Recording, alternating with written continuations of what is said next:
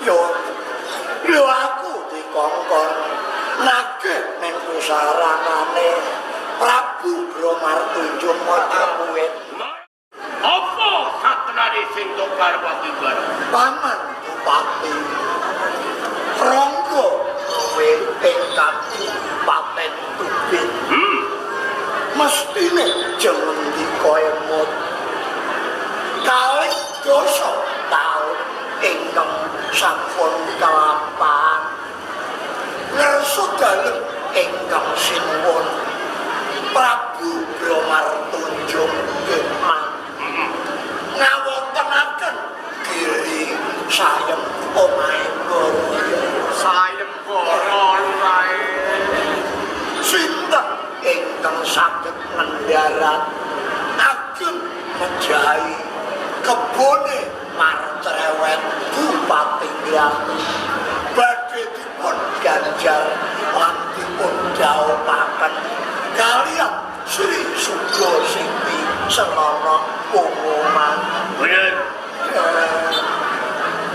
Terus Mila saking menika man ingkang putra Adipati Blunggangan pun minah gojing kula nyuwun dhaup kalih Sri Suga Siti mangke Ganai jeneng sira bukat Rono Sayem Goro Tebo Martuwek inggih man Jagat Mojo Pahit Nyekseni inggih ingkang tuwa Prabu Sayem Goro mateni Kebo Martuwek pancen jeneng sira bukat dika tasih eling nggih man umbalan ora kelakon jauh kalawan Wito Prabu Kencana nggih man nanging jeneng sira dilirukan jaran bumi ing Lambangan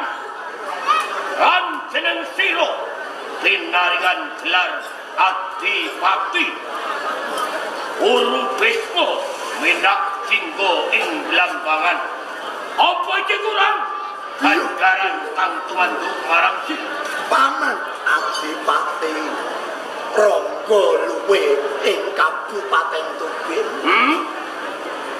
Kula mboten dadi bupati, mboten napa-napa man. Watonipun kula saged duwe bojo Sri Suga Siti Senana nggih man. Maran Paman Rangga lawe. Biyen kang mata saya kiri tegese Sayem Goro sapa barang Ngersa dalem sinuwun Prabu Bromartunjung Majapahit man. Prabu Bromartunjung wis murut ing kasedan gati Inggih man. menawa jeneng sira baran arsa gugat perkara Sayem Goro gugat nyang pusarane Bromartunjung jaluo nyang patoke Bromartunjung Biyung Dayut bapake Tulkiyem kula lurae godhong waru kok bolong-bolong wong ayu kok bolong-bolong yo aku dikongkon nagih ning pusaranane Prabu Bromartunjung Majapahit Mara